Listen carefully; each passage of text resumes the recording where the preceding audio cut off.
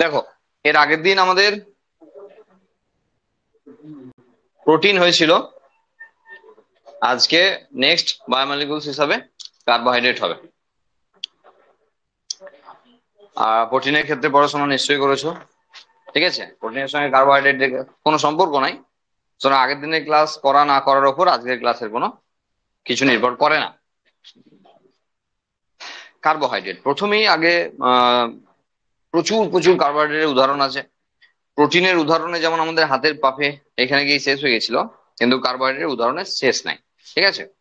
আমরা রেগুলার বেসিসে মোটামুটি কার্বোহাইড্রেটের উপর বেস করেই চলি যারা থার্ড ওয়ার্ল্ড কান্ট্রিতে থাকি, কারণ আমরা সব গরিব দেশ, আমাদের কার্বোহাইড্রেট দামে সস্তা, সেজন্য আমাদের বেশিরভাগ এনার্জির সোর্সটাই কার্বোহাইড্রেট, ঠিক আছে?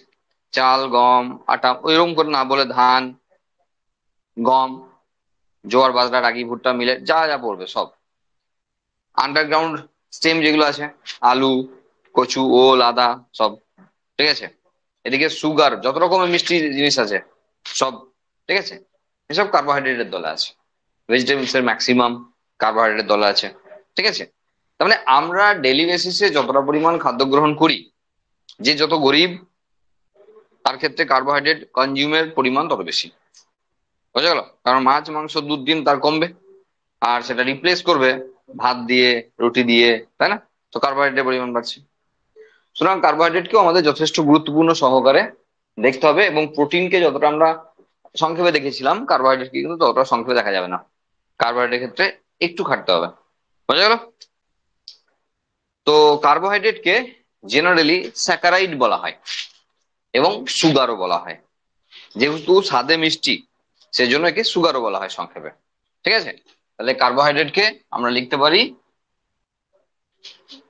Saccharide or sugar. ম্যাক্সিমাম কার্বোহাইড্রেটই স্বাদে মিষ্টি, সেলুলোজ বাদ দিয়ে ম্যাক্সিমাম কার্বোহাইড্রেট স্বাদে মিষ্টি। হ্যাঁ, চিনির মতো মিষ্টি আমি সবসময় বলছি না, চিনিও সুগার, কিন্তু ওভারঅল মিষ্টি, হ্যাঁ, সেই জন্য তাকে স্যাকারাইড বা সুগার বলা হয়। কার্বোহাইড্রেট হতে গেলে মিনিমাম কি কি শর্ত ফুলফিল করতে হবে, ঠিক আছে? দেখো, সি, এইচ এবং ও থাকতে হবে, মানে কার্বন, হাইড্রোজেন এবং অক্সিজেন থাকতেই হবে। আমরা প্রোটিনের ক্ষেত্রেও ঠিক এমনই পেয়েছিলাম, সঙ্গে আরেকটা জিনিস অ্যাড ছিল, আর সেটা হলো নাইট্রোজেন। নাইট্রোজেনের একমাত্র সোর্স, যে কোনো বডিতে নাইট্রোজেনের একমাত্র সোর্স প্রোটিন।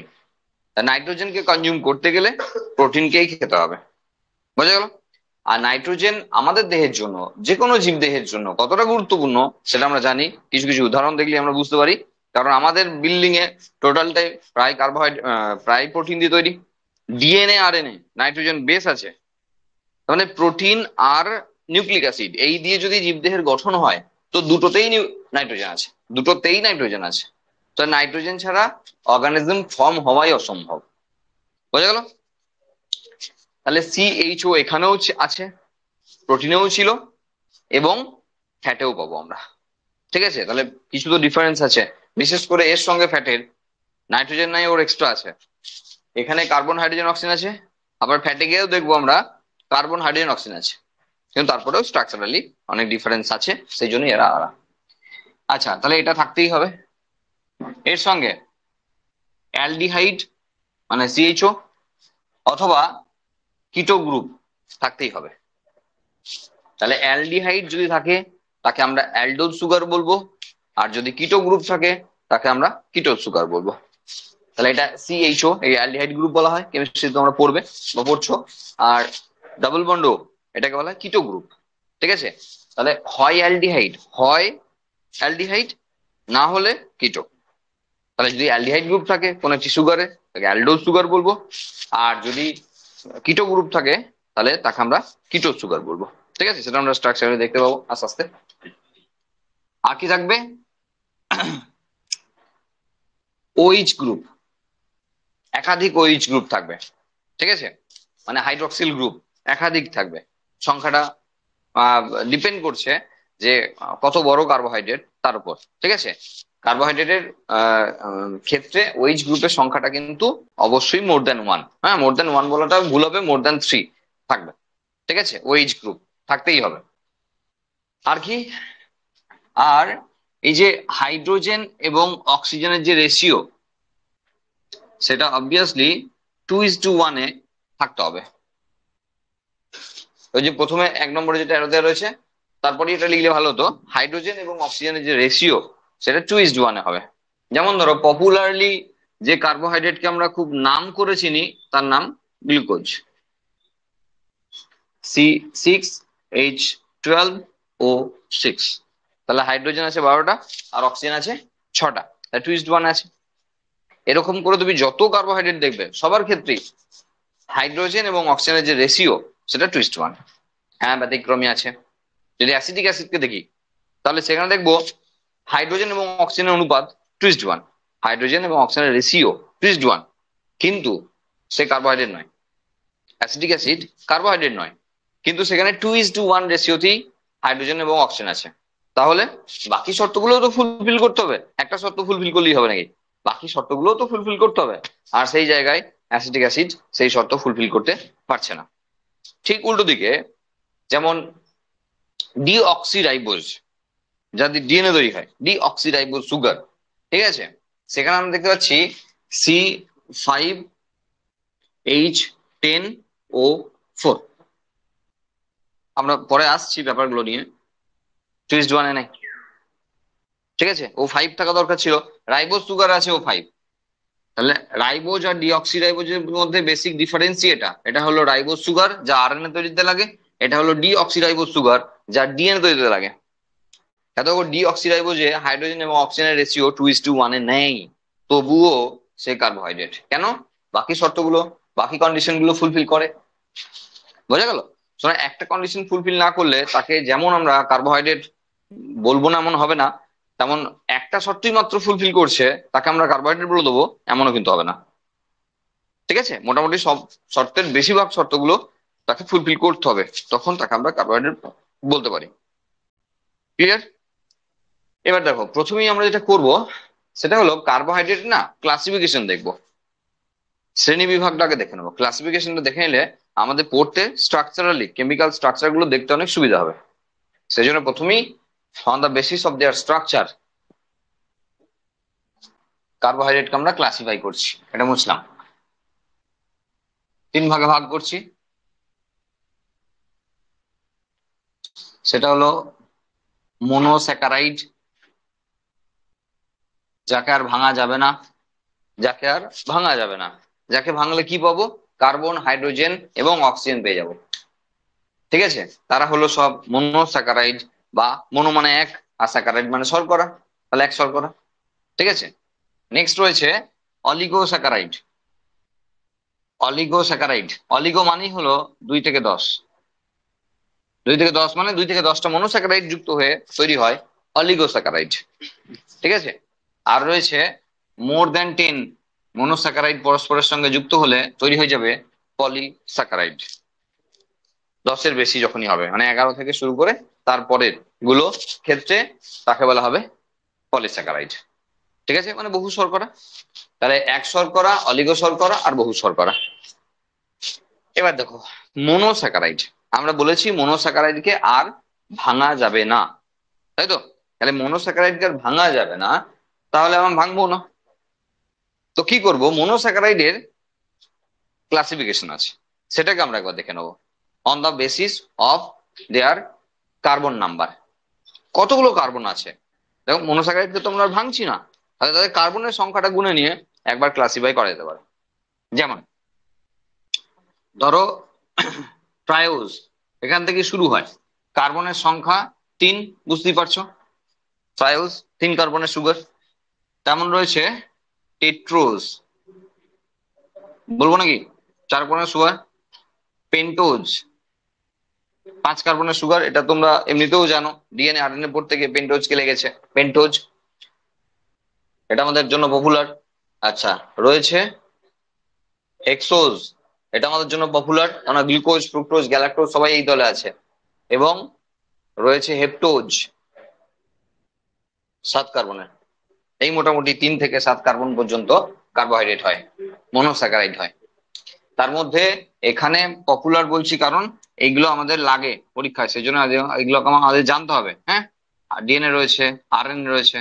এখানে হেক্সো সুগার বলতে রয়েছে গ্লুকোজ, ফ্রুক্টোজ, গ্যালাক্টোজ, এরা। ঠিক আছে, যদিও সবারই এই যে গ্লুকোজ, ফ্রুক্টোজ, গ্যালাক্টোজ সবারই C6H12O6, মানে এরা আইসোমার। এরা আইসোমার, এদের প্রত্যেকেরই যে সংকেত সেটা হলো C6H12O6, কিন্তু এদের স্ট্রাকচার আলাদা, সেই জন্য এরা আলাদা। গ্লুকোজের ক্ষেত্রেও C6H12O6, ফ্রুক্টোজের ক্ষেত্রেও C6H12O6, আর গ্যালাক্টোজের ক্ষেত্রেও তাই। আমরা এক এক আলোচনা করব। এর মধ্যে যেহেতু এরাই পপুলার, এদেরকে নিয়ে বেশি আলোচনা হবে, সেজন্য এগুলো একবার দেখে নি। গ্লুকোজ কে বলা হয় ব্লাড সুগার। যেহেতু আমাদের ব্লাডে থাকে, সেই জন্য একে আমরা বলি ব্লাড সুগার। আমরা যখন সুগার মাপি তখন এটা কি মাপা হয়, যে গ্লুকোজ লেভেল কি আছে। তাহলে 80 থেকে 120 mg/dl, এটা হলো আমাদের ক্ষেত্রে ব্লাডে নর্মাল গ্লুকোজ লেভেল। ঠিক আছে, এটার বেশি বাড়াবাড়ি হলে আমরা জানি যে রোগটা হয় তাকে আমরা সুগার বলি। হ্যাঁ, এবং সেই রোগটার নাম অ্যাকচুয়ালি ডায়াবেটিস মেলিটাস, তাই তো? যদিও হাইপারগ্লাইসেমিয়া রোগের নাম, যদি মূত্রের মাধ্যমে গ্লুকোজটা বেরোয় তখন তার নাম ডায়াবেটিস মেলিটাস। যাই হোক, গ্লুকোজকে বলা হয় ব্লাড সুগার। ফ্রুক্টোজ, ফ্রুক্টোজকে বলা হয় ফ্রুট সুগার। যেহেতু ফলে পাওয়া যায়, হ্যাঁ, বেশিরভাগ ক্ষেত্রে ড্রাই ফ্রুটসে প্রচুর পরিমাণে ফ্রুক্টোজ পাওয়া যায়। আর যদি কেউ প্রচুর পরিমাণে ড্রাই ফ্রুটস খায়, হ্যাঁ, তাহলে তার ক্ষেত্রে ফ্রুক্টোসুরিয়া বলে একটি রোগ হতে পারে। ঠিক আছে, বেশি ভালো ভালো নয়। মানে কোনো একটা জিনিস ভালো শুনেছো, বিভিন্ন ধরনের বাদাম খুব ভালো, হ্যাঁ, দিয়ে তুমি আচ্ছা করে খেতে আরম্ভ করলে তো সমস্যা হতে পারে। কারণ ওই যে বললাম, বেশি ভালো ভালো নয়। তুমি 2 কেজি আপেল নিয়ে বসে বললে যে খাবো আজকে আপেল, খুব ভালো শুনেছি, হ্যাঁ, তাতেও তোমার সমস্যা হতে পারে। হ্যাঁ, সব একটা লিমিটেই খাওয়া উচিত সবকিছু। গ্যালাক্টোজের কোনো নাম নাই, কেন? রাগ করেছে? না না, অ্যাকচুয়ালি গ্যালাক্টোজকে ফ্রি অবস্থায় পাওয়া যায় না। গ্যালাক্টোজ একা একা থাকতে পারে না। গ্যালাক্টোজ সবসময় কাউরির না কাউরির সঙ্গে জুড়ে থাকে, আর সেই জন্য গ্যালাক্টোজের কোনো নামও নেই। কি বললাম বুঝতে পারলে? গ্যালাক্টোজকে আমাদের নেচারে ফ্রি অবস্থায় পাওয়া যায় না, আর সেই জন্য গ্যালাক্টোজের কোনো নামও নেই। ওকে, এই ঠিক আছে। তার মানে এখানে আমরা তিনটে মনোস্যাকারাইড, কে নিয়ে আমরা এখানে জাস্ট একটু আলোচনা করলাম। স্ট্রাকচারালি আমরা দেখবো। ওকে, নেক্সট রয়েছে আচ্ছা, এরা তিনজনই হেক্সো সুগার। হ্যাঁ, এগুলোকেই আমাদের স্ট্রাকচারালি দেখতে হবে। আর সঙ্গে মনে রাখতে বললাম, যাদের স্ট্রাকচার এখন দেখবো না, জাস্ট 2 দিন পরেই দেখবো, যখন ডিএনএ আরএনএ পড়বো, তখন ডিএনএ এবং আরএনএ তৈরিতে যে সুগার কাজ করেছে, মানে রাইবোজ অথবা ডিঅক্সি রাইবোজ, তাদেরকে নিয়ে আমরা আলোচনা করব। তাদেরকে আমরা এখন দেখাবো না, তাদেরকে আমরা ডিএনএ আরএনএ পড়তে গিয়ে দেখাবো। ওকে, এবার অলিগোস্যাকারাইড। অলিগোস্যাকারাইডের ক্ষেত্রে বুঝলাম এগুলো। হ্যাঁ, অলিগোস্যাকারাইডের ক্ষেত্রে কি হচ্ছে, মনোস্যাকারাইড কতগুলো আছে, তার উপর বেস করে অলিগোস্যাকারাইড হচ্ছে।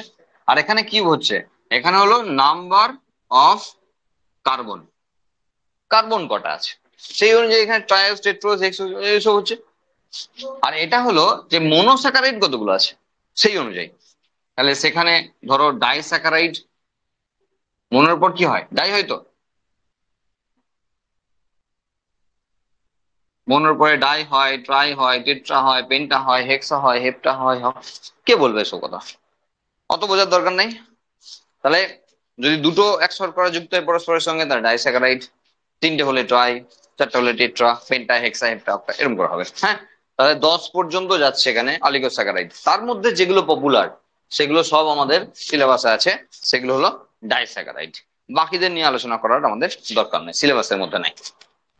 তাহলে মনোস্যাকারাইডের কেমিক্যাল স্ট্রাকচার দেখবো, ডাইস্যাকারাইডের কেমিক্যাল স্ট্রাকচার দেখবো, আর দেখবো পলিস্যাকারাইডের। ঠিক আছে, মাঝে ওই ট্রাই, টেট্রা, পেন্টা, হেক্সা এগুলো দরকার নেই।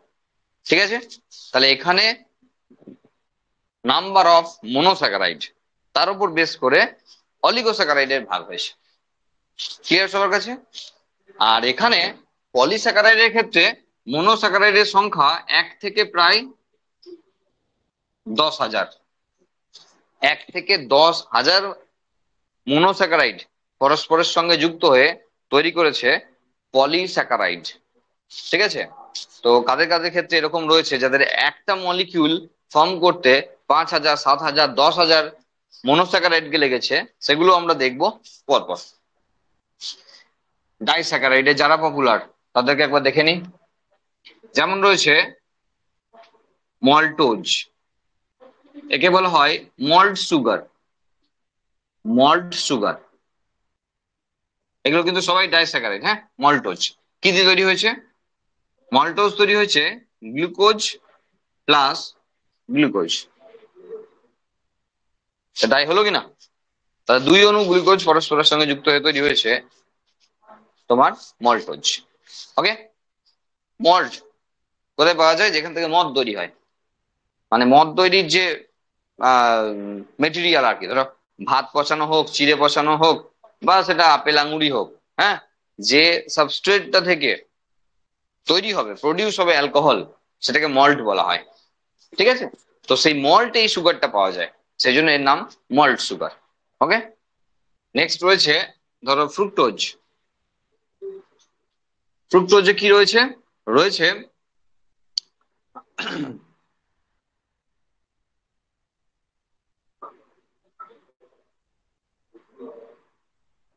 Sorry sucrose.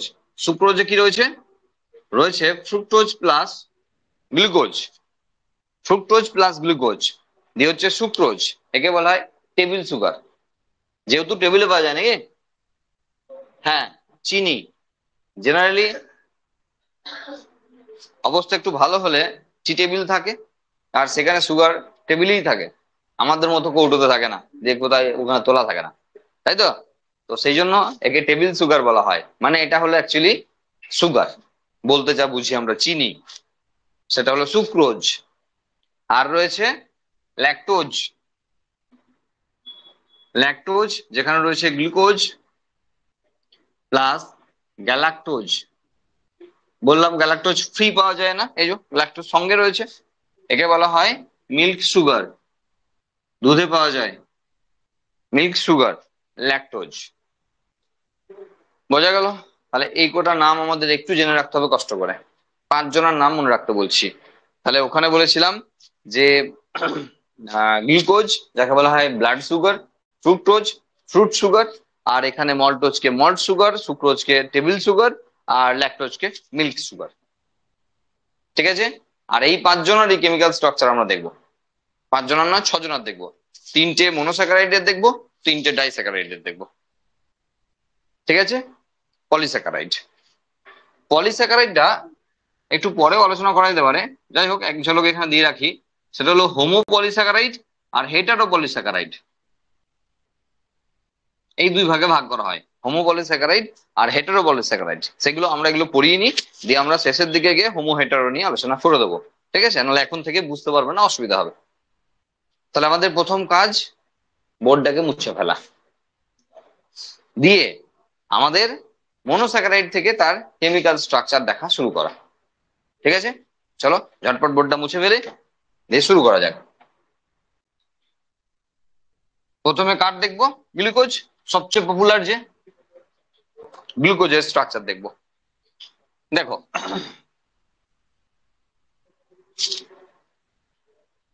CHO, CHOH, CHOH, CHOH, CHOH, 1 2 3 4 5, CH2OH। ঠিক আছে? কারণ গ্লুকোজের ক্ষেত্রে আমরা যেটা পড়ছি সেটা হলো C6H12O6। তাহলে আমাদের প্রথম দেখে নেওয়া যে এখানে সব ঠিকঠাক আছে কিনা, মানে 6টা কার্বন আছে কিনা, 12টা হাইড্রোজেন আছে কিনা, আর 6টা অক্সিজেন আছে কিনা। কার্বোহাইড্রেট সবসময় দুটো ফরম্যাটে থাকতে পারে, রাদার বলা ভালো মনোস্যাকারাইড যাদের সংখ্যা 5 কার্বন অথবা তার বেশি, মানে পেন্টোজ, হেক্সোজ আর হেপ্টোজ, এরা দুটো ফরম্যাটে থাকতে পারে। একটাকে বলা হয় চেন ফরম্যাট, আর একটাকে বলা হয় রিং ফরম্যাট। দুটোর সঙ্গে কিন্তু তোমরা পরিচিত, অলরেডি দেখালেই বুঝতে পারবে। তাদের বলেছি যাদের কার্বন সংখ্যা 5 বা তার বেশি। অবভিয়াসলি মনোস্যাকারাইডের কথা বলছি। যাদের কার্বন সংখ্যা 5 বা তার বেশি, তারা দুটো ফরম্যাটে থাকতে পারে। একটা হলো চেন ফরম্যাট, যেটা আমরা আঁকতে চলেছি বা আঁকছি, আর একটা হলো রিং ফরম্যাট, এরকম করে যারা দেখো হেক্সাগোনাল আর পেন্টাগোনাল যেমন দেখো সেই ছবিগুলো। কেন দরকার হয় এসব? মন মর্জি যখন ইচ্ছা হয় না, যখন সিঙ্গেল সিঙ্গেল থাকে তখন চেন ফরম্যাটে থাকে, আর যখন কারোর সঙ্গে জোরে তখন রিং ফরম্যাটে আছে। মনে রাখবে। যেমন ধরো এখনই দেখলে যে মল্টোজ, গ্লুকোজ প্লাস গ্লুকোজ, তাহলে গ্লুকোজ যখন একা আছে তখন চেন ফরম্যাটে আছে, কিন্তু গ্লুকোজ যখন গ্লুকোজের সঙ্গে জুড়ে আছে তখন রিং ফরম্যাট আছে। তাহলে রিং ফরম্যাটে যেতে হয় এই কারণের জন্য যে তাকে কারোর সঙ্গে জুড়তে হবে, কারণ ঠিকঠাক জায়গাগুলো পাবে না জোড়ার জন্য যদি চেনে থাকে, সেই জন্য তাকে রিঙে যেতে হয়।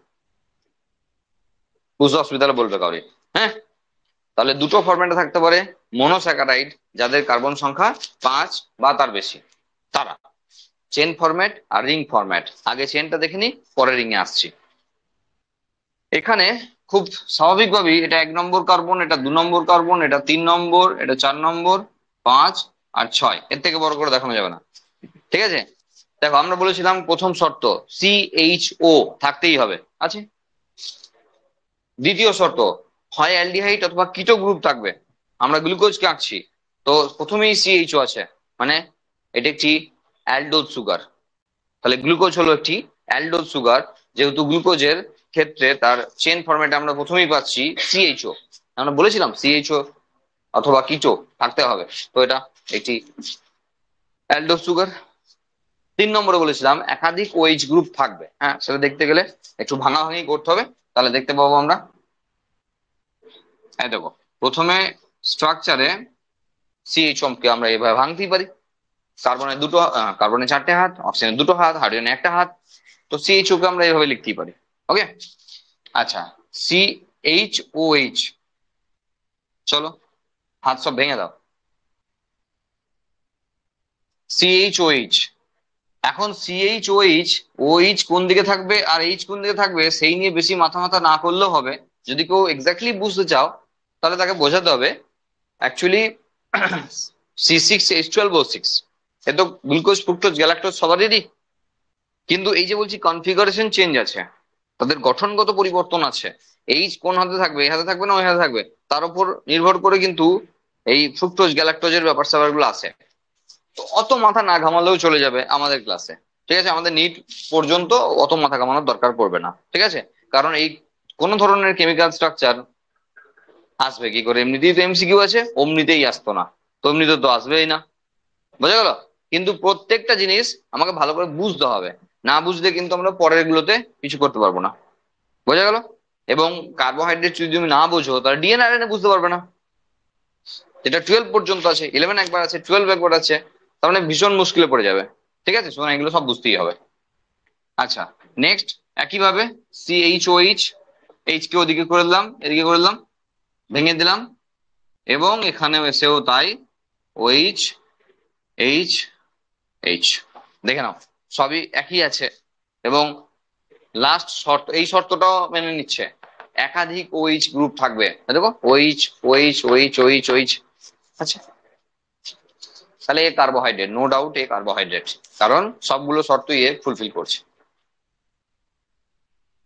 বোঝা গেল? এবার চেন তো বুঝলাম, আর বোঝার কিছু নাই। এবার বুঝতে হবে রিং, রিং ফরম্যাটে কিভাবে আসে, একটু ভালো করে মন দিয়ে এমন ভাবে শুনবে যেন একবারেই বুঝতে পারো। হ্যাঁ, দেখো আমরা গ্লুকোজের ক্ষেত্রে যদি তাকে রিং ফরম্যাটে নিয়ে আসি, তাহলে এরকম একটি হেক্সাগোনাল ছবি তোমার কাছে আসবে। কি সুন্দর হলো হেক্সাগোনাল ছবি। ঠিক আছে, চলো এদিই চালিয়ে দিই, একটা হেক্সাগোনাল ছবি তোমার কাছে আসবে। ঠিক আছে, এবার দেখবে আমি কি দেখাচ্ছি, এটা ভালো করে দেখবে। এই এখানে C1 ছিল, এই C1, এখানে C1 লিখেছিলাম, C1। ধরো এখানে C2 ছিল, এখানে C3 ছিল, এখানে C4 ছিল, তার সঙ্গে C5 and then C6, just এরকম ছিল। 5 নম্বর কার্বনটার কানটা ধরে নিয়েছে না, এইখানে নিয়ে আসা হয়েছে। মন দিয়ে শুনবে, 5 নম্বরের কার্বনের কান ধরে নিয়ে এইখানে 1 নম্বরের কাছে আনা হয়েছে। এই দেখো প্রত্যেকটা, দেখো এইটা আছে C5, এটা আছে C4, এটা আছে C3, এখানে আছে C2। আমি যদি 5 নম্বরের কানটা ধরে নিয়ে গিয়ে এখানে নিয়ে আসি, তাহলে 5-এর সঙ্গে 6 যেমন আছে, তেমন 5-এর সঙ্গে 6 ঝুলছে, দেখতে পারি কিনা? তাহলে 5-এর সঙ্গে 6 ঝুলছিল, এখানেও ঝুলছিল, তাই 5টাকে ধরে টেনে নিয়ে গিয়ে এখানে নিয়ে এসছি। তার মানে 1-এর সঙ্গে 5-এর বন্ডিং আছে। এরপর তো ক্লিয়ার আছে? এটাকে তো মুছবো, এটা তো চেনটা, চেনটা থেকে রিংটা কিভাবে হয় সেটা দেখাচ্ছি। তাহলে এটা চেন ছিল, মনে মনে ওখানে দেখে নাও, চেন ছিল এটা। 5 নম্বরটা এখানে নিয়ে আসা হয়েছে। এবার দেখো 1 নম্বরের অক্সিজেন আছে, 5 নম্বরের ওইচ আছে, হাইড্রক্সিল আছে। হাইড্রক্সিলকে আমরা অঙ্ক করার মতো এখন হাতে রেখে দিলাম, এটা হাতে আছে। অক্সিজেনের দুটো হাত, তাহলে অক্সিজেনের এই হাতটা অনেক লম্বা, বুঝলেন? আচ্ছা আমার হাত এইটা, হ্যাঁ বলছি, এটা দুটো হাত হয়ে গেল নাকি? মানে এইটা একটা, এটা একটা, নয় তো, একটাই হাত তো। হ্যাঁ সেরকমই, মানে এইখানে ভাঙাটাকে যেন আবার দুটো করে নিও না, একটাই হাত। তাহলে 1 নম্বর কার্বনে অক্সিজেন ছিল, সেই অক্সিজেন 5 নম্বর কার্বনের সঙ্গে যুক্ত হয়েছে। আমি বুঝতে পারছি কি হচ্ছে। হ্যাঁ, 1 নম্বর কার্বনে অক্সিজেন ছিল, 1 নম্বর কার্বনের অক্সিজেন 5 নম্বরের হাত ধরেছে। তাহলে দেখো 1 নম্বর কার্বনের অক্সিজেন 5 নম্বরের হাত ধরেছে, ঠিক এখানে যেমন দেখানো হচ্ছে, 1 নম্বরের অক্সিজেনের সঙ্গে 5 নম্বরের অক্সিজেন। ঠিক আছে, তাহলে এটা আমরা মুছে দিই, কারণ এটাই তো ওখানে হয়েছে। এই পর্যন্ত ক্লিয়ার তো সবাই? ভালো করে বলে নাও, কারণ এরপর রেগুলার কিছু নাই, ফটাফট বসিয়ে দেবো, কাজ প্রায় কমপ্লিট। তাহলে 1 নম্বরের কার্বন 5 নম্বরের সঙ্গে ধরেছে, অক্সিজেন দিয়ে ধরেছে। এখানে একটা সমস্যা আছে, সেটা বললো সবই তো হয়ে গেল, ঠিক আছে, কিন্তু 1 নম্বর কার্বন বলছে আমি তো তোকে অক্সিজেন দিলাম, আমি তো হাত বাড়িয়ে দিয়েছি, এবার তুই আমাকে হাত বাড়া, কারণ আমার তখন 3টা হাত, আরেকটা হাত কি করবো আমি? এই এই কার্বনটার কটা হাত এখন? এটা একটা, এটা একটা, এটা একটা, 3টা হাত। তাহলে ওর তো একটা হাত ফাঁকা যাচ্ছে, তাহলে বলছে আমাকে একটা কিছু দে, নাহলে আমি হাতে ধরবো কি করে? ফাঁকা হাতে রাখা যাবে না। এই যে হাতে ছিল, 5 নম্বর বললো ঠিক আছে ভাই, তুই আমাকে অক্সিজেন দিয়ে হেল্প করেছিস, আমি তোকে একটা ওয়েজ দিয়ে হেল্প করছি, তাহলে এর ওয়েজটা এখানে বসিয়ে দাও, গল্প শেষ। ব্যাস, যা ছিল চেন তাই রিঙে আসবে, জাস্ট এইটা বুঝে নাও, বাকিগুলো চুপচাপ বসিয়ে দেবো যার যেখানে ছিল। ঠিক আছে, এবার বসিয়ে দিই ঝটাঝট। দেখো 1 নম্বরের কার্বনের 4টে হাত ছিল, দুটো হাত তো ধরেই আছে, আর দুটো হাত 1 নম্বরে, একটাতে এইচ, একটাতে ওইচ। 2 নম্বরে ওই একই, এইচ ওইচ। 3 নম্বরেও তাই আছে, ওইচ এইচ, এইচ ওইচ, ওই দিকে ঘোরাঘুরি করলে কিছু হবে না। 4 নম্বরের ক্ষেত্রে কি আছে বলো? H OH. 5 নম্বরে, 5 নম্বরে কি আছে? একটা এইচ আছে, তাহলে এখানে একটা হাত এইচ। 6 নম্বরে H2 OH, H2, ব্যাস, গ্লুকোজ। ডান দিকেরটা চেন, বাঁ দিকেরটা রিং, ডান দিকেরটা চেন, বাঁ দিকেরটা রিং। বোঝা গেছে? তাহলে যাহাই চেন তাহাই রিং। এইবার তুমি যদি মনে মনে ভাবছো আচ্ছা বুঝেছি, 6টা কার্বন ছিল বলে ষড়ভুজ হলো, মানে হেক্সাগোনাল হলো, তার মানে যে 5 কার্বনের সে পেন্টাগোনাল হবে, মানে পঞ্চভুজ হবে। না না, এসব নয়। কার্বনের নাম্বারের সঙ্গে এই ষড়ভুজ বা পঞ্চভুজের কোনো সম্পর্ক নাই। বোঝা গেল? কারণ একটু পরেই আমরা ফ্রুক্টোজের ছবি দেখাবো, যে কিন্তু পেন্টাগোনাল। বোঝা গেল? তাহলে এখানে দুটো নাম আছে, পাইরানোজ আর ফিউরানোজ। ঠিক আছে, তাহলে পাইরানোজ আর ফিউরানোজ 2 ধরনের স্ট্রাকচার হয়। ঠিক আছে, তো এখানে যেটা 6 কার্বনের, এটা যেটা এঁকেছি আমরা, হ্যাঁ, এটা তো হেক্সাগোনাল হয়েছে, এটা হলো অ্যাকচুয়ালি পাইরানোজ।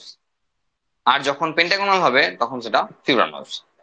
ঠিক আছে, আবার বলছি যে কার্বনের সংখ্যার উপর এই ষড়ভুজ হবে না পঞ্চভুজ হবে তা নির্ভর করে না, এর স্ট্রাকচার কেমন তার উপরই নির্ভর করে এটা। যেমন এখানে গ্লুকোজের ক্ষেত্রে 6টা কার্বন আছে বলে এরকম দেখতে হয়েছে এমন নয়, কারণ ফ্রুক্টোজও 6টা কার্বনেরই, কারণ ওরও C6H12O6, ও কিন্তু পেন্টাগোনাল মানে পঞ্চভুজ আকৃতি। বোঝা গেল কি বললাম? তো এটাই বলার, একটা বুঝলে বাকিগুলো সব এমনি বুঝে যাবে। এইবার এখানে আরো ব্যাপার আছে, সেটা হলো এই গ্লুকোজটা আলফা গ্লুকোজ হতে পারে, এই গ্লুকোজটা বিটা গ্লুকোজ হতে পারে। সেটা কি করে বুঝবো? দেখো, 1 নম্বর কার্বনে যে OH আছে, সে অক্সিজেন থেকে যদি দূরে থাকে তাহলে আলফা,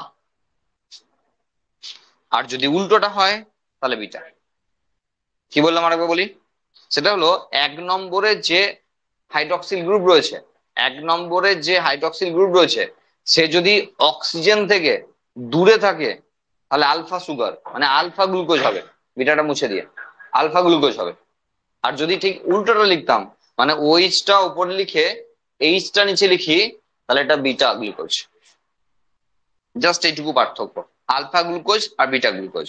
কিন্তু এটা মারাত্মক পার্থক্য, কারণ এর উপর বেস করে পরস্পরের সঙ্গে জুড়বে, মানে ডাইস্যাকারাইড আর পলিস্যাকারাইড হবে। সেই জন্য আলফা গ্লুকোজ না বিটা গ্লুকোজ, এবং ফ্রুক্টোজ হতে পারে, গ্যালাক্টোজও হতে পারে, শুধু একার নয় যে গ্লুকোজেরই হয় এটা, আলফা বিটা ফরম্যাট সবারই হতে পারে। আবার বলি একবার, 1 নম্বর কার্বনের যে OH আছে, সে যদি অক্সিজেন থেকে দূরে থাকে তাহলে আলফা, আর যদি অক্সিজেনের কাছে থাকে, যেমন এখন কাছে আছে, তাহলে বিটা। দূরে থাকলে আলফা, কাছে থাকলে বিটা। 1 নম্বর কার্বনেরই হতে হবে, এবং দূরত্বটা মাপা হচ্ছে অক্সিজেনের থেকে কত দূরে। বোঝা গেল? অনেকটা হয়ে গেছে। মানে মনোস্যাকারাইডে ডিপ আর এল ফরম্যাট, দুটো ফরম্যাট হয়, ডেক্সট্রো রোটেটারি আর লিভো রোটেটারি। ডেক্সট্রো রোটেটারি সুগার আর লিভো রোটেটারি সুগার, এগুলো কি? এগুলো হলো কার্বন সংখ্যা তো অনেক, এটা পোলারাইজড অবস্থায় থাকে। তো যদি এর উপর আলো ফেলা হয় না, তাহলে হয় ডান দিকে আলো ঘুরতে ঘুরতে ঢুকবে, ডান দিকে ঘুরতে ঘুরতে ঢুকবে, না বাঁ দিকে ঘুরতে ঘুরতে ঢুকবে। যদি উপর থেকে আলো ফেলা হয় না, ও ডান দিকে রোটেশন দেখাবে অথবা বাঁ দিকে রোটেশন দেখাবে। যদি ডান দিকে হয় তাহলে ডেক্সট্রো রোটেটারি, আর যদি বাঁ দিকে হয় লিভো রোটেটারি। তাহলে লেফটের সঙ্গে এল, লিভো, তো মিলিয়ে দাও, বাস বাকিটা হয়ে যাবে। তা যদি ডান দিকে ঘূর্ণন দেখা যায় আলোর, কার্বনের উপর সরি সুগারের উপর যদি লাইট ফেলা হয়, সেই লাইটের ঘূর্ণন, হ্যাঁ, যদি ডান দিকে হয় তাহলে সেটা ডেক্সট্রো রোটেটারি, আর যদি বাঁ দিকে হয় তাহলে লিভো রোটেটারি। একটার ক্ষেত্রে বুঝলেই বাকিগুলো সব বোঝা হয়ে যাবে। এগুলোর কথা মানে আলফা বিটা আর DL এগুলোর কথা বলছি, একটা বোঝা মানেই সবগুলো বুঝে নেওয়া। বোঝা গেল? তাহলে আবার একবার বলে দিস শেষমেশ, সেটা হলো যারা 5 বা 5-এর বেশি কার্বন নিয়ে রয়েছে যে সমস্ত মনোস্যাকারাইড, তারা দুটো ফরম্যাটে থাকতে পারে, একটা চেন ফরম্যাট, একটা রিং ফরম্যাট। রিং ফরম্যাটে তখনই যেতে হয় যখন কে কারোর সঙ্গে জুড়ে থাকে, যখন একা একা থাকে তখন চেনে থাকে, যখন কারোর সঙ্গে থাকে তখন রিঙে যায়। আর রিং না পেলে কার্বন গুলো পাবে না পাশাপাশি জোড়ার জন্য। ঠিক আছে? আচ্ছা, স্ট্রাকচার যখন হয়ে যাচ্ছে, পাইরানোজ ও ফিউরানোজ দু রকম হতে পারে, তো এই পঞ্চভুজ আর ষড়ভুজ আর কি, পেন্টাগোনাল আর হেক্সাগোনাল। তো পাইরানোজ আর ফিউরানোজ দুটো ফরম্যাটে হতে পারে এই ধরনের সুগার গুলো। আচ্ছা, আর একটা জিনিস, সেটা হলো আলফা বিটার কেসটা, যে 1 নম্বর কার্বনের OH অক্সিজেন থেকে দূরে আছে না কাছে আছে তার উপর ডিপেন্ড করে আলফা আর বিটা হচ্ছে। আর এখানে লাইট ফেলা হলে লাইটের ঘূর্ণন কোন দিকে হচ্ছে, লাইট কোন দিকে এন্ট্রি নিচ্ছে, হ্যাঁ, কোন ভাবে হেলিক্সে পাক খাচ্ছে আর কি, তার উপর ডিপেন্ড করে ডেক্সট্রো রোটারি আর লিভো রোটারি। ব্যাস, এগুলোই মোটামুটি। গ্লুকোজ আর গ্যালাক্টোজের মধ্যে বেসিক ডিফারেন্স তেমন কিচ্ছু নাই, শুধু এইচ আর OH এর হাত বদল হবে। সেই জন্য আমরা গ্যালাক্টোজকে দেখাবো না, তার জন্য বইপত্র আছে, একবার জাস্ট মিলিয়ে নেবে। বোঝা গেল? গ্লুকোজ আর গ্যালাক্টোজের মধ্যে বেসিক দিয়ে কিচ্ছু ডিফারেন্স নাই, শুধু শুধু এই যে কার্বনের সংখ্যায় যে ওইচ আর ওইচ এদিক ওদিক হয়েছে না, জাস্ট এদিক ওদিকে এখানেই চলে আসবে গ্যালাক্টোজ, সেই জন্য গ্যালাক্টোজকে দেখানোর দরকার নাই। আমরা নেক্সট দেখাবো ওকে ফ্রুক্টোজকে, কারণ ফ্রুক্টোজের ছবি আলাদা। মুছি, কোনো অসুবিধা নেই তো? ঠিক আছে।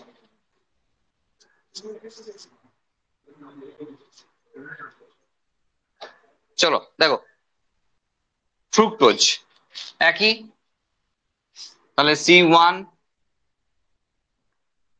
C2, C3, C4, C5, দেন C6। এখানে CH2OH, C double bond O, C ভেঙেই বসাবো একবারে, বলছি ভাঙা তো দেখিয়ে দিচ্ছি, একবার ভেঙেই বসাই। CHOH, CHOH, CHOH, না বুঝতে পারলে বলবে, CHOH, আর শেষেরটা CH2OH, আগেরটার মতোই। ওখানে শুধু ওখানে শুধু লাস্টের সুগারটাই CH2OH ছিল, এখানে প্রথম এবং লাস্ট দুটোতেই CH2OH আছে, কারণ মাঝে 2 নম্বর কার্বনে দেখো একটা কিটো গ্রুপ রয়েছে, তাহলে ওখানে তো অভাব রয়েছে না কিছু, কিটো সুগার। এটা ফ্রুক্টোজ, একটি কিটোজ সুগার, CHO আছে, অ্যালডিহাইড অথবা কিটো গ্রুপ থাকবে, তাহলে এখানে কিটো গ্রুপ দেখতে পাচ্ছি, 2 নম্বর রয়েছে কিটো গ্রুপ, তাহলে এটা কিটো সুগার, তাহলে ফ্রুক্টোজ একটি কিটো সুগার। 3 নম্বর একাধিক ওইচ থাকবে, আছে। 4 নম্বরে হাইড্রোজেন এবং অক্সিজেনের রেশিও 2:1 থাকবে, আছে। এটি ফ্রুক্টোজ, যার চেন ফরম্যাট। আমরা একবারে ভেঙেই করে দিয়েছি, সমস্যা নাই কিছু, রিং দেখতে হবে। এখানে দেখো, যে হাত শেয়ার করতে পারে সে 2 আছে এখন, যার দুটো হাত একসঙ্গে আছে না সেই একমাত্র শেয়ার করতে পারে। ক্লিয়ার? যার দুটো হাত আছে একসঙ্গে সেই একমাত্র শেয়ার করতে পারে। তাহলে দুটো হাত আর কার আছে? অক্সিজেনের। তাহলে ওখানে যখন 1-এর সঙ্গে 5 যুক্ত হচ্ছিল, এখানে 2-এর সঙ্গে 5 যুক্ত হবে, এমনিতেই স্ট্রাকচারটা পেন্টাগোনাল হয়ে যাচ্ছে 2-এর সঙ্গে 5 এলে। তাহলে ছবি হবে এরকম,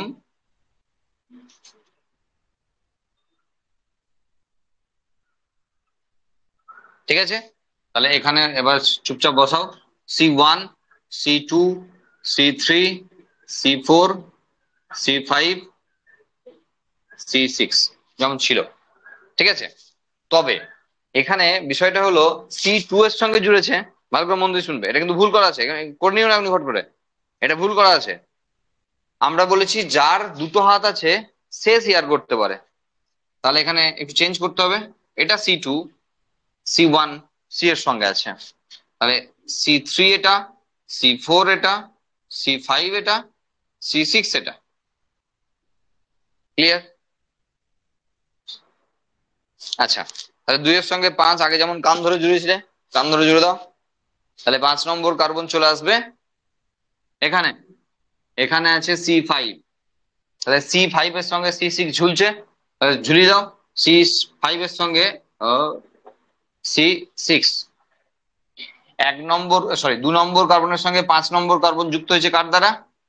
অক্সিজেনের দ্বারা, এই যে এখানে দেখো, এর সঙ্গে যুক্ত হয়েছে এইটা, সেই একই জিনিস, ওই হাতে রাখলাম অঙ্ক করার মতো, এর একটা বন্ড মুছলাম, কারণ অক্সিজেনকে মুছে দিয়ে একটু ভালোভাবে দেখতে লাগবে, তাহলে অক্সিজেনকে মাঝে নিয়ে আসি, অক্সিজেনের দুটো হাত জুড়ে গেল, তাহলে 2 নম্বরের সঙ্গে 5 নম্বর জুড়ে গেল, মুছে দাও। 2 নম্বরের সঙ্গে 5 নম্বর জুড়েছে অক্সিজেন দিয়ে, 2 নম্বরের সঙ্গে 5 নম্বর জুড়েছে অক্সিজেন দিয়ে, ঠিক আছে?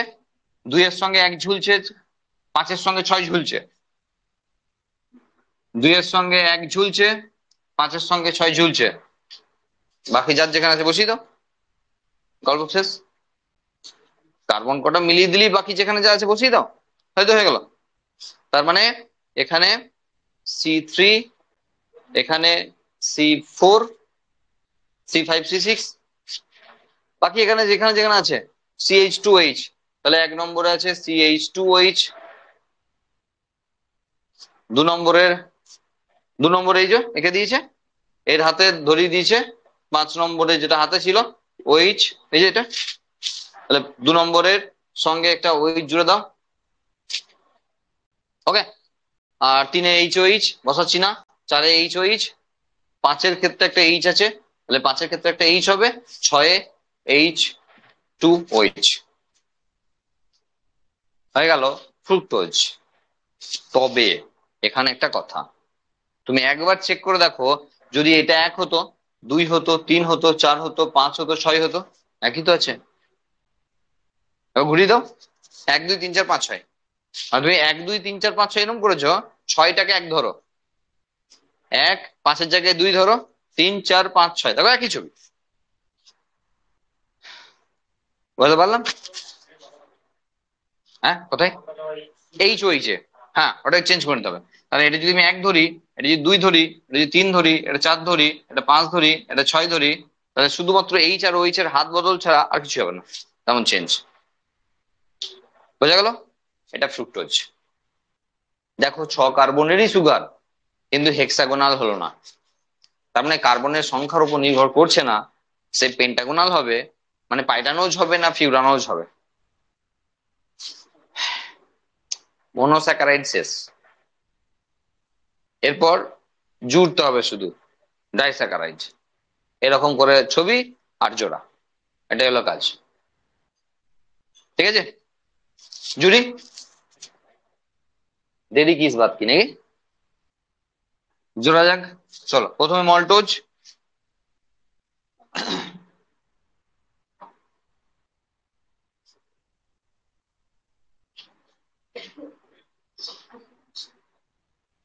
তোমাদের শুধু মনে রাখার বিষয় সেটা হলো যে কোথায় কি বন্ড দেখা যাচ্ছে। ঠিক আছে, মানে মানে যখন ধরো 2 অণু গ্লুকোজকে জুড়ছি, তখন তার একটা মাঝে বন্ড আসছে। যখনই ডাইস্যাকারাইড করছি, হয় আলফা নয় বিটা দিয়ে কিছু আসবে, কোথাও 1 2, কোথায় 1 4, এরকম বন্ডিং আছে। ঠিক আছে, ধরো এখানে যদি আমরা দেখাই, তাহলে এটা 1 নম্বর কার্বন, এটা বলতে হয় না, হ্যাঁ সবাই জানে যে জোড়াগুলোতে যেখানে দুটো হাত জুড়েছে সেখানে কার্বন আছে, এক্সেপ্ট এই পজিশনটা, বাকি সব কোণগুলোতে কার্বন আছে। তাহলে এখানে ধরো HOH, আলফা না বিটা, সুগারটা আলফা না বিটা, বাকিগুলো আমার দরকার নাই, ছেড়ে দাও, বাকিগুলো আমার এই মুহূর্তে দরকার নাই, ছেড়ে দাও যেমন ছিল। তাহলে এটা একটি আলফা গ্লুকোজ, সমস্যা নাই কিছু, যেহেতু OH অক্সিজেন থেকে দূরে আছে, আলফা গ্লুকোজ। এবার নেক্সট আরো তাই করো, HOH, বসালাম না বসালাম না বসালাম না, দরকার নাই কিছু। ঠিক আছে,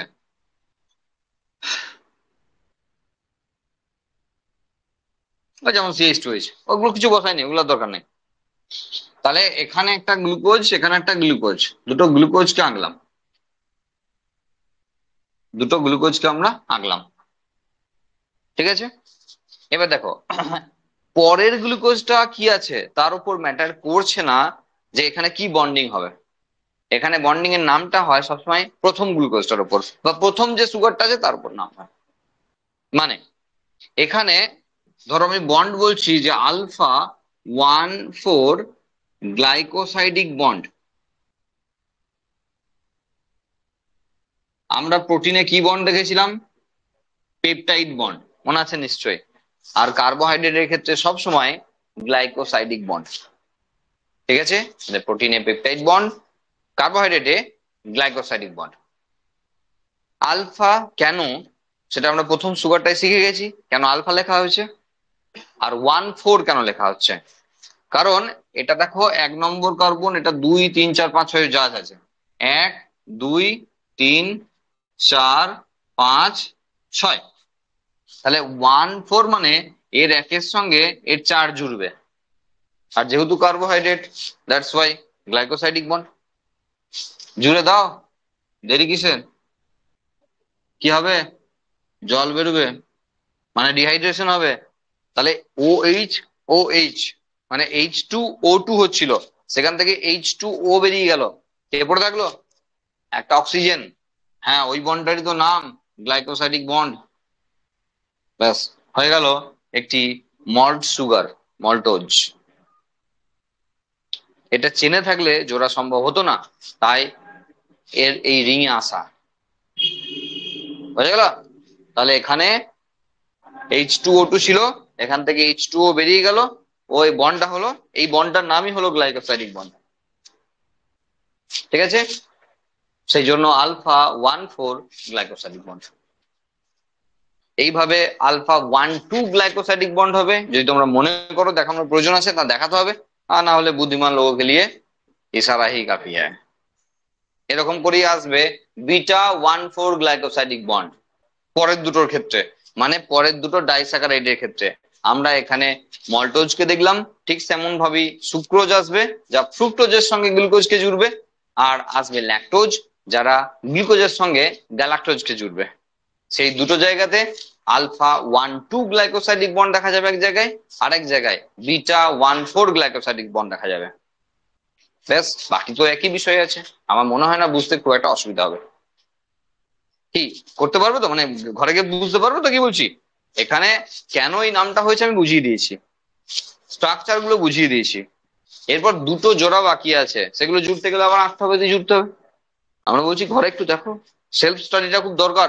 সবই এখানে বসে পড়িয়ে দিলে আর কিছুই পড়বে না ঘরে গিয়ে। তাহলে ঘরে গিয়ে বাকি দুটো একবার দেখো, ঠিক আছে? অসুবিধা হলে আমি আছি। সবই বলা আছে, আলফা কেন হয় বিটা কেন হয় বলা আছে, 1,2 হলে কেন হবে 1,2, যেহেতু ফ্রুক্টোজের ছবিটা দেখিয়ে দিয়েছি ওই জন্য 1 2 3 4 করে ঘুরিয়ে দিয়ে গেলাম। প্রথমবার কি হলো, যেমন গ্লুকোজের দেখালাম তেমনই ফ্রুক্টোজেরটা দেখিয়ে দিলাম একবার, দিয়ে তারপরে বললাম না 6টা এক হতে পারে। তাহলে সেই ক্ষেত্রে 1 2 3 4 5 6 ঘুরে এলো, কারণ ফ্রুক্টোজের ক্ষেত্রে মানে সুক্রোজ তৈরি হবে যখন, তখন 1,2 গ্লাইকোসাইডিক বন্ড দেখা যাবে। তাই দুইটা 6-এর কাছে, দুইটা 1-এর কাছে পাবে না, সেই জন্য ওটাকে ঘুরিয়ে দেখিয়ে দিলাম, আগে ভুলটা দেখিয়ে পরে ঠিকটা দেখিয়ে দিলাম। বোঝা গেল কি বললাম? কেন ফ্রুক্টোজেরটা আমি ঘোরালাম, 1 2 3 4 5 6 গেলাম, দিয়ে বললাম না উল্টোটা করো 1 2 3 4 5 6, কারণ ওখানে 1,2 বন্ডিং দেখা যায় 1,2। তাহলে একের সঙ্গে দুই জুড়তে গেলে 2টাকে তো কাছে আসতে হবে একের, তাহলে ওইটা একমাত্র ছবি হলে হবে যেখানে 2 কাছে আসবে। বোঝা গেল? আর যেটা ল্যাকটোজ আছে সেখানে β1,4 গ্লাইকোসাইডিক বন্ড, সেম ছবি, শুধুমাত্র ওইখানে আলফার জায়গায় বিটা হবে, মানে OH টা হবে ক্রসে হবে। মানে এখানে তো এরকম হবে, তখন ওই যেখানে থাকবে আর যেখানে থাকবে। এবার ধরো ওর OH এখানে আছে, তাহলে ক্রসে হবে, ক্রসে একই বিষয় হবে। H2O বেরিয়ে যাবে, অক্সিজেন পড়ে থাকবে, সেই অক্সিজেন দিয়ে বন্ডিং। মুছে দাও, এটা গ্লাইকোসাইডিক বন্ড। এটা যদি করি তাহলে তখন আমরা লিখবো β1,4 গ্লাইকোসাইডিক বন্ড। বোঝা গেল? ল্যাকটোজের ক্ষেত্রে তাহলে এখানে গ্লুকোজ হবে, পরেরটা গ্যালাক্টোজ হবে তখন। ব্যাস, মনোস্যাকারাইড থেকে ডাইস্যাকারাইডও হয়ে গেল।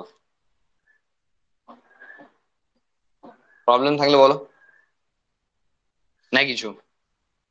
Next, polysaccharide. পলিস্যাকারাইড, হ্যাঁ ঘুমাচ্ছে সব, ঠিক বলেছো। দেখবে পলিস্যাকারাইড একটু মন দিয়ে দেখবে, নিটের ক্ষেত্রে কোশ্চেন থাকবে। পলিস্যাকারাইড আমরা কি বলেছি, যেখানে মনোস্যাকারাইডের সংখ্যা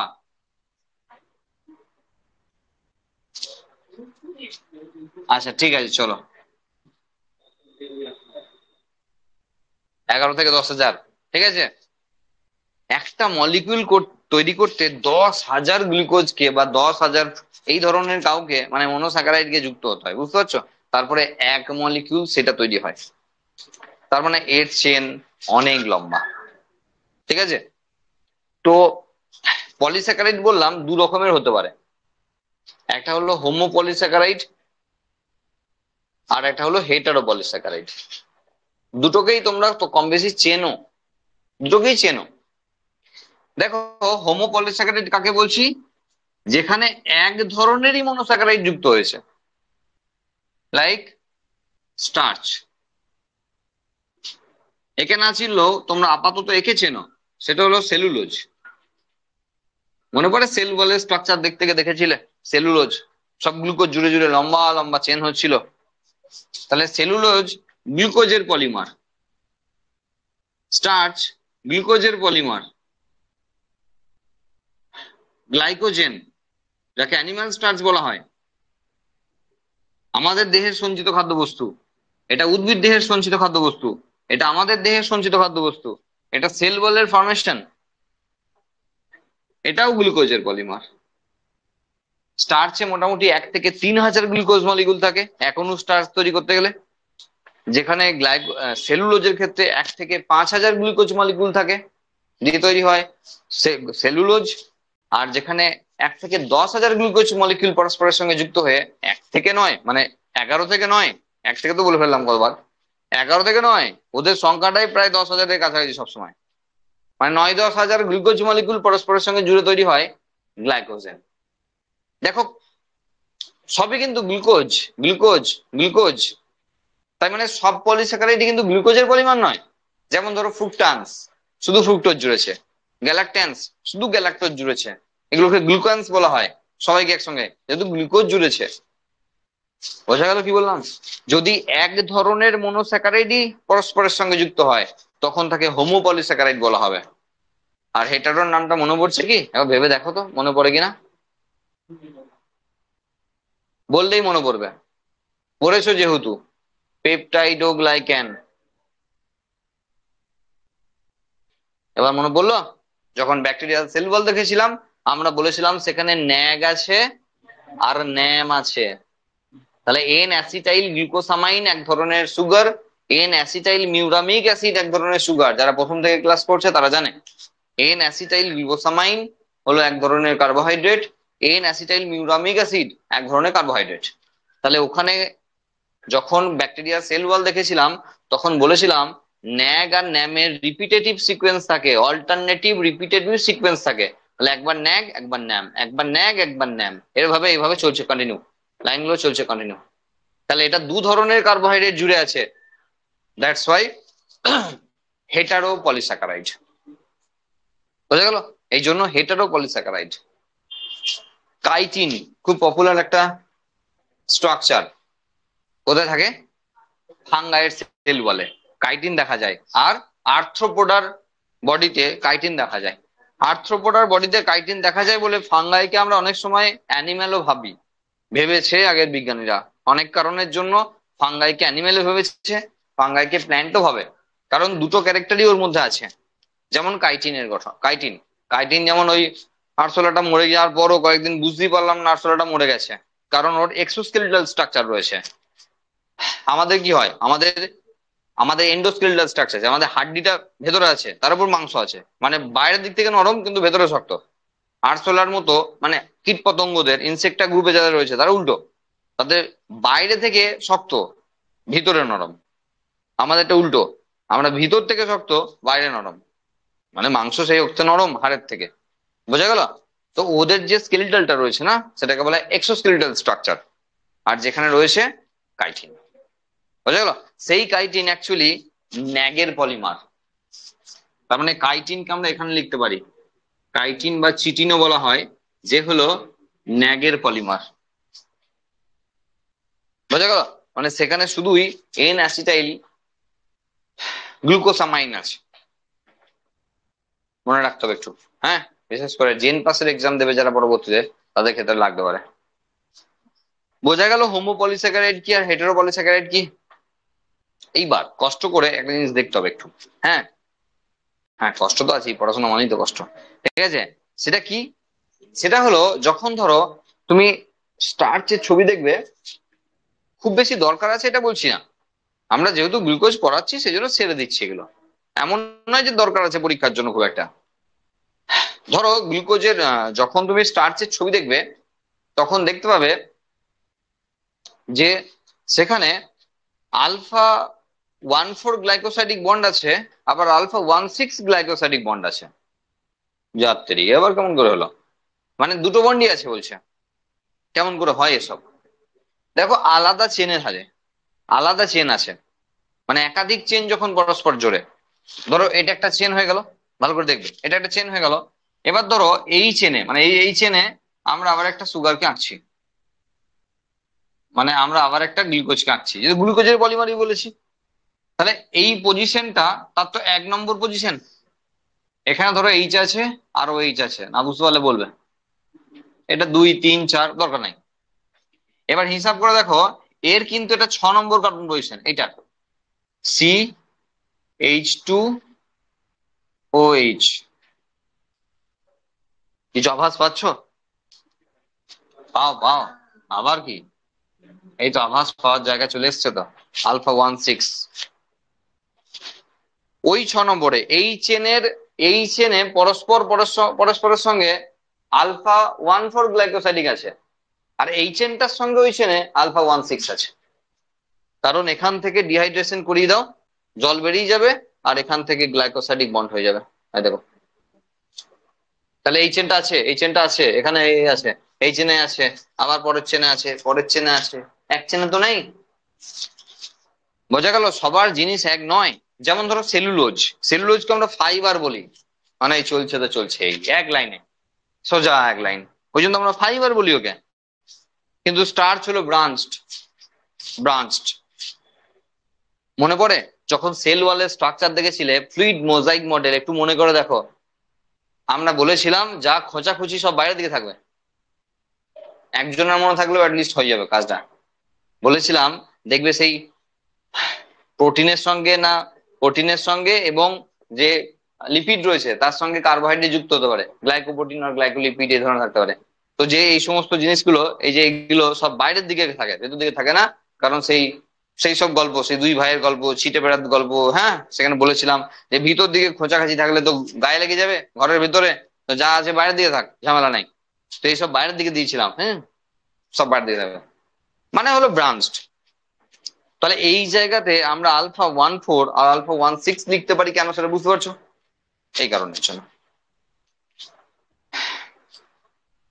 বাহ, ভালো বুঝলে, অনেক তাড়াতাড়ি হয়ে গেল হিসাব মতো।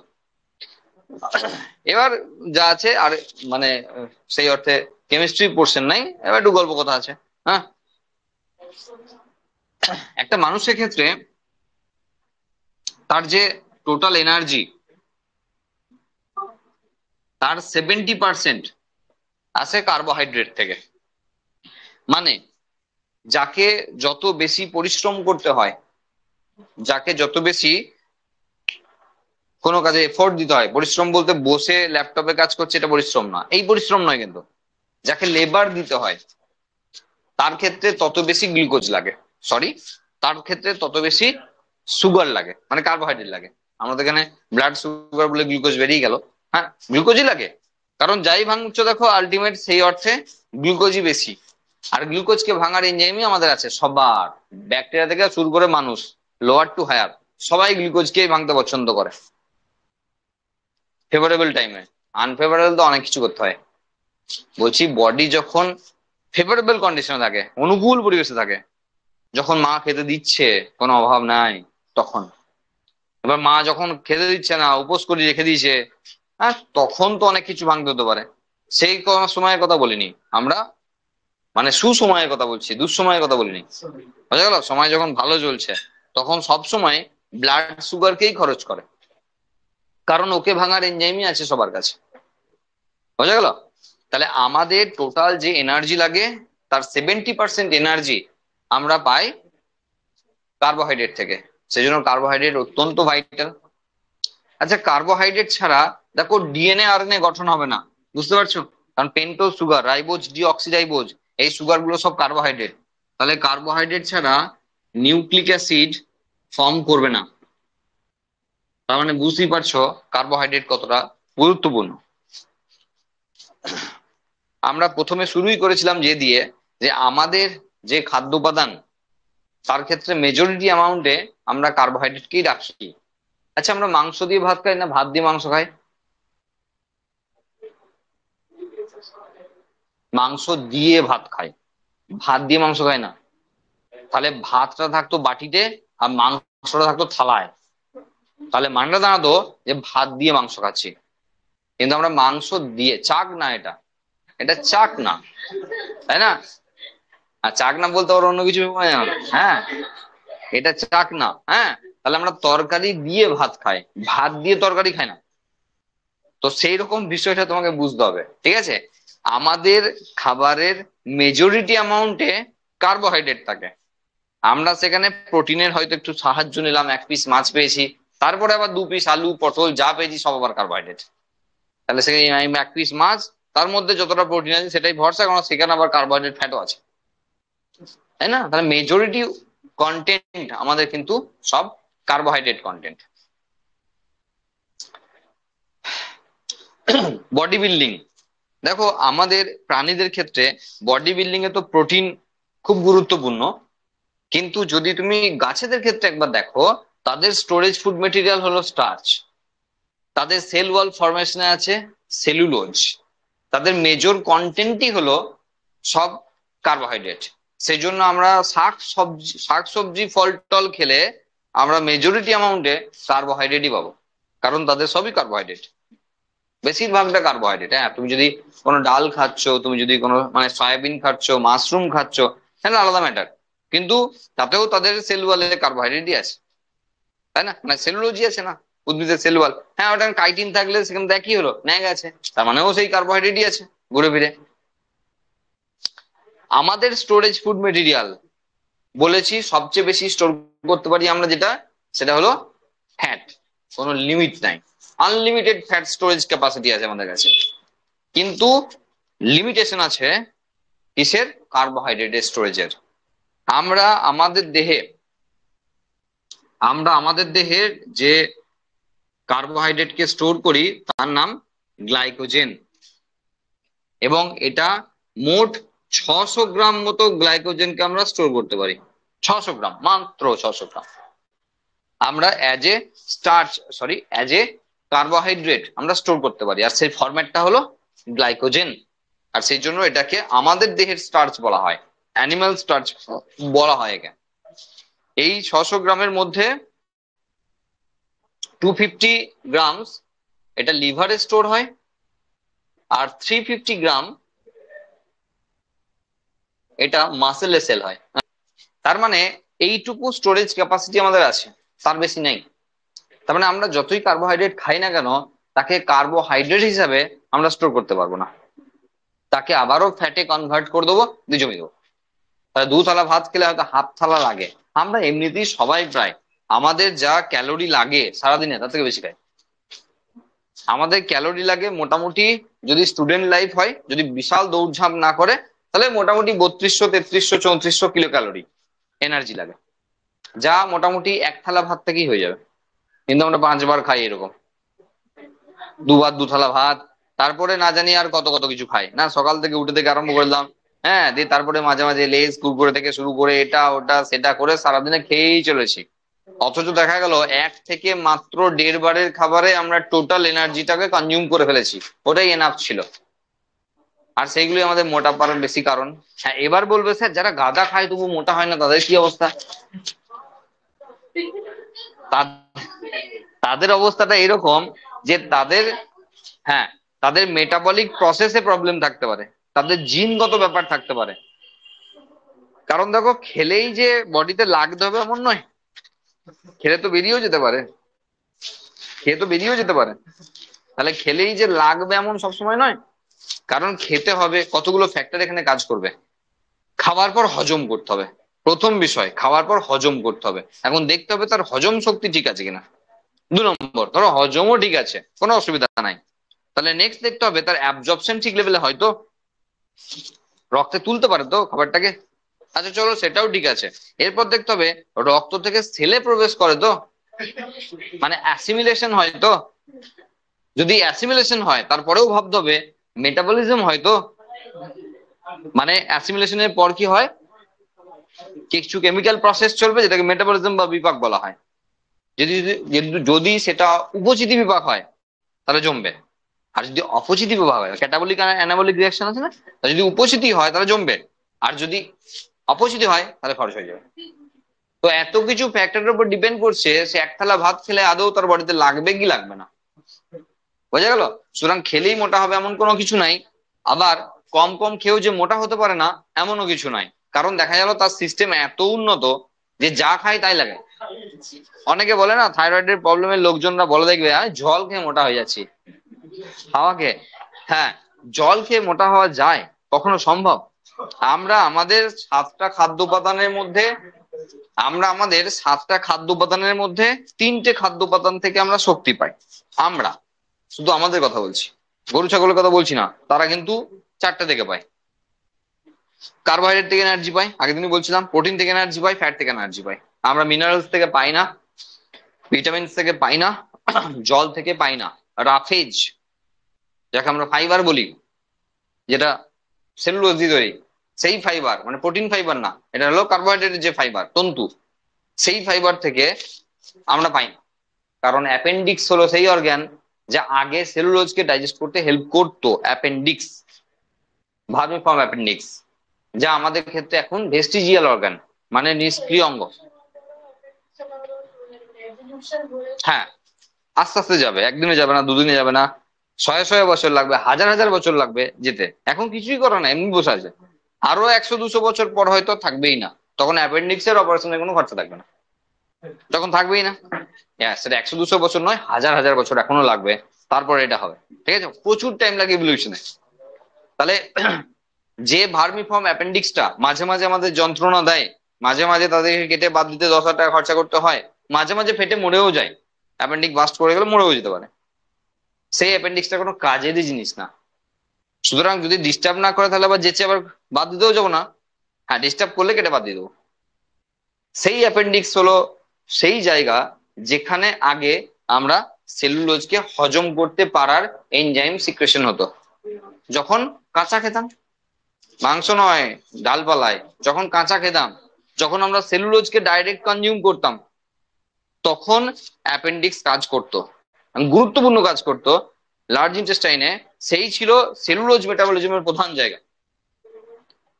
কিন্তু যখন থেকে আমরা রান্না করতে শিখে গেলাম, আস্তে আস্তে আস্তে আস্তে আমরা কিন্তু ওই অ্যাপেন্ডিক্সকে, তাহলে বিষয় হলো যে এখানে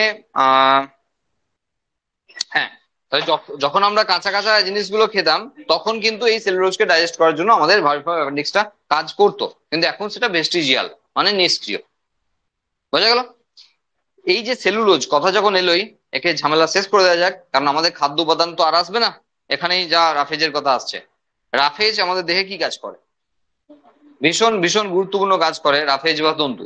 আমরা জানি যাদের ক্ষেত্রেই যাদের ক্ষেত্রেই একটু সমস্যা আছে সকালবেলায় যাওয়া আসার, এবং যাদের ক্ষেত্রে বারবার যেতে হয় অথচ আনসাকসেসফুল অবস্থায় বেরিয়ে আসতে হয়, অথবা যাদের ক্ষেত্রে রবীন্দ্রনাথের ছোট গল্পের মতো শেষ হইয়াও হইল না শেষ, তারা একটি রোগে ভুগছে যার নাম কনস্টিপেশন, কোষ্ঠকাঠিন্য, যার 4-5 দিন পর পর হয়, একই রোগে ভুগছে, কনস্টিপেশন বা কোষ্ঠকাঠিন্য। এটা হওয়ার অনেকগুলো কারণ ছিল, তার মধ্যে একটা কারণ রাফেজ বা তন্তু। যারা তাদের খাবারের মধ্যে যথেষ্ট পরিমাণে রাফেজ বা তন্তু খায় না, তাদের ক্ষেত্রে এই সমস্যা হয়। যারা জল কম খায় তাদের ক্ষেত্রেও হয়, অনেক কারণ আছে, তার মধ্যে রাফেজ অন্যতম। কি করে রাফেজ? দেখো, রাফেজ থেকে তো এনার্জি পাই না, আমরা তখন ধরে আলোচনা করলাম, রাফেজ থেকে এনার্জি না, বেকার এনার্জি পাই না, কারণ সেলুলোজকে আমরা ভাঙতে পারি না, আর রাফেজে তো টোটাল সেলুলোজই আছে। তাহলে যত কাঁচা কাঁচা খাবে তত উদ্ভিদের ওই সেলুয়াল গুলো একটারও কিছু ব্যবস্থা হয় নাই, সব পেটে গিয়ে আমার রাফেজ হিসাবেই ঢুকে যায়, যা একটাও থাকবে না, সবই বেরোবে। তাহলে কাজ কি করবে? সে পেরিস্টলসিস মুভমেন্টকে হেল্প করবে। পেরিস্টলসিস মুভমেন্ট তোমাদের ডাইজেস্টিভ সিস্টেম পড়ানোর সময় দেখবে যে আমাদের পরিপাক নালী জুড়ে একটা মুভমেন্ট চলে, যাকে বলে পেরিস্টলসিস মুভমেন্ট, যার থ্রু দিয়ে গেলা থেকে আরম্ভ করে যাওয়া পর্যন্ত যে বেগ, আবেগ নয় কিন্তু, যে বেগ, হ্যাঁ, এই গোটাটা ফর্ম করে যে মুভমেন্ট, তাকে বলা হয় পেরিস্টলসিস। এই গোটা পেরিস্টলসিস মুভমেন্টে হেল্প করে এই রাফেজ বা তন্তু। এই রাফেজ বা তন্তু যথেষ্ট পরিমাণ থাকলে থাকলে আমাদের যে কোলন ক্যান্সার তা হবে না, কারণ ব্লাড সার্কুলেশনকে এনাফ রাখে ওই কোলনের, মানে বৃহদন্ত্রে, যেখানে ওই পচা পচা জিনিসগুলো থাকে আর কি, হ্যাঁ, তো ওখানে হিউজ পরিমাণে ব্লাড সার্কুলেশন হয়, যা যা করতে পারে রাফেজ বা তন্তু। তাহলে রাফেজ পেরিস্টলসিস মুভমেন্টকে পরিচালনা করে। রাফেজ কোলন বা গোটা লার্জ ইন্টেস্টাইন জুড়ে ব্লাডকে সার্কুলেট করতে সাহায্য করে। সেই জন্য রাফেজ আমাদের ক্ষেত্রে ডাইরেক্টলি কোনো কাজের কথা না হলেও ইনডাইরেক্টলি কিন্তু ভীষণ ভীষণ কাজের জিনিস। আর সেই জন্য যদি তোমার এই ধরনের কোনো সমস্যা হয়, যা ক্লিয়ার হচ্ছে না, তা ডাক্তারবাবু তোমাকে সাজেস্ট করবে তুমি একবেলা ভাত খাও, একবেলা রুটি খাও। কারণ রুটি মানে আটা, মানে প্রচুর পরিমাণে ফাইবার আছে। আচ্ছা, আটার ময়দা ডিফারেন্স কি? আটা চেলেই ময়দা, মানে আটাতে ফাইবার আছে, ময়দাতে ফাইবার নেই, ব্যাস এই ডিফারেন্স, আর কিছু নেই। আটাতে ফাইবার আছে, ময়দাতে ফাইবার নেই। তাহলে রুটি যদি খাই, আটা রুটি খাওয়া ভালো না ময়দা রুটি খাওয়া ভালো? অবভিয়াসলি আটা রুটি। তাহলে আমরা ফাস্ট ফুডের দোকানে সব ময়দা খাই, তার মানে এনার্জি আছে, হ্যাঁ, কিন্তু রাফেজ নাই কিছু। হ্যাঁ, এবার রাফেজ থাকলে খসখসে হবে, আর ময়দাতে খসখসে না, খুব স্মুথ ব্যাপার আর কি, কিন্তু রাফেজ নাই। বোঝা গেল কি বললাম? তাহলে যদি কাজ না হলো তাহলে কি বলে? বেশি পরিমাণে ভেজিটেবলস খাও, হ্যাঁ, শাক সবজি বেশি পরিমাণে খাও, ডাটা ফাটা হ্যান ত্যান এসব বেশি করে খাও, বেশি করে ফল টল খাও, যেগুলো মানে এই ধরো আপেল পেয়ারা এই জাতীয়, যেখানে প্রচুর পরিমাণে ফাইবার আছে। আর এতেও কিছু কাজ না হলে এইসব গুলের ভুসি খাও, ছাগলের মতো। না, এইসব গুল পাওয়া যায় না, একটা ইয়ে সেই গ্লাসে বাটিতেও রাখতে পারো, ভিজিয়ে রাখতে হয়, দিয়ে রাতে বেলা মেরে দিয়ে শুয়ে পড়তে হয়, খেয়ে শুয়ে পড়তে হয়। আর সকালবেলায় বুক করে রাখতে হয় যে আমি উঠবো তখনই যাব, আমার জন্য যেন সেটা ফাঁকা থাকে, আমি উঠবো আর যাবো। কারণ প্রচুর প্রেসার তখন থাকবে, কারণ রাফেজ বা তন্তু এক গ্লাস খেয়ে তুমি শুয়ে পড়ছো, সে প্রেসার দেবে, মাঝরাতে উঠতে হতে পারে, হ্যাঁ, সে প্রেসার দেবে। যদি এতেও কাজ না হয় তাহলে আর হতে হবে না, তাই না?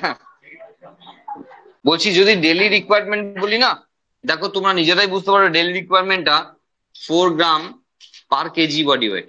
আমরা প্রোটিনে পেয়েছিলাম 1 গ্রাম পার কেজি বডি ওয়েট, এখানে 4 গ্রাম পার কেজি বডি, মানে তোমার যদি 60 কেজি ওজন হয় তা 424, 240 গ্রাম মাত্র তোমার দরকার। এবার সে দুবার ভাত খেলেই তো ওটা পুষিয়ে নেয় মোটামুটি, তাই না? ভাতের সঙ্গে তরকারি খায়, আরো কত কিছু খায়, তাহলে বাকি যে আরো 3 বার খাও না, সব ফ্রি, মানে ওগুলো সব জমার জন্য আরো। বোঝা গেল? তা বার্ন করতে পারবে না তুমি, হিসাব মতো হিসাব দাঁড়াচ্ছে তাই। এবার সবাই কেন হয় না মোটা? ওই যে বললাম সবার সিস্টেম তো সমান নয়, ওই জন্য হয় না। বোঝা গেল? তাহলে প্রোটিনের ক্ষেত্রে ডেলি রিকোয়ারমেন্ট 1 গ্রাম পার কেজি বডি ওয়েট, কার্বোহাইড্রেটের ক্ষেত্রে 4 গ্রাম পার কেজি বডি ওয়েট, এটা রিকোয়ারমেন্ট। তোমার যদি গাদা পয়সা আছে, তাহলে তুমি যদি প্রোটিনের সোর্স দিয়ে এটাকে রিপ্লেস করতে পারো, ভালো। তবে প্রোটিন বেশি খেলে একটা সমস্যাও আছে, সেটা হলো আমাদের যত আমাদের যত এক্সক্রিটরি মেটেরিয়াল যারা আমাদের দেহের জন্য poisonous, like ammonia, urea, uric acid, hippuric acid, হ্যাঁ, এরা সবাই কিন্তু প্রোটিনেসিয়াস, নাইট্রোজেন যুক্ত, যা বিষাক্ত। তাহলে তুমি যদি প্রোটিন বেশি খাও, তা তোমার দেহের কিন্তু রেচন পদার্থ বা এক্সক্রিটরি প্রোডাক্টও বেশি তৈরি হয়, আর সেটাকে রিলিজ করাটাও ততটা টাফ হয়। তার মানে একদিকে যেমন তুমি ভালো দেখছো না, উল্টো দিকে একটা জিনিসও ভাবার আছে যে প্রচুর পরিমাণে প্রোটিন খাওয়াটা খুব একটা ভালো বিষয়ও না, কারণ সেখান থেকে তোমার কিডনিতে এফেক্ট করতে পারে। বোঝা গেল? যেহেতু প্রোটিনকে মেটাবলাইজ করলেই সেখান থেকে যে ধরনের এক্সক্লুডেড প্রোডাক্ট বা রেশন পদার্থ বের হবে, সেগুলো সব অ্যামিনোধর্মী, মানে নাইট্রোজিনাস, আর যারা দেহের পক্ষে বিষাক্ত তাদেরকে ইমিডিয়েট রিলিজ করতে হয় বডি থেকে, আর সেই জন্য কিডনিকে খাটতে হবে। বোঝা গেল? আর সেই জন্য লিমিটের বাইরে কোনো কিছু না খায় বলো। ওই যে বললাম আপেল ভালো বলে 2 কেজি আপেল নিয়ে বসে পড়েছো, এটা কাজের কথা নয়। কারণ প্রোটিন ভালো বলে গাদা গাদা প্রোটিন খেয়ে বসে থাকবো, এটা কিন্তু খুব একটা ভালো জিনিস নয়, কারণ সব জিনিসেরই খারাপ ভালোর ব্যাপার স্যাপার আছে। ব্যাস এগুলোই।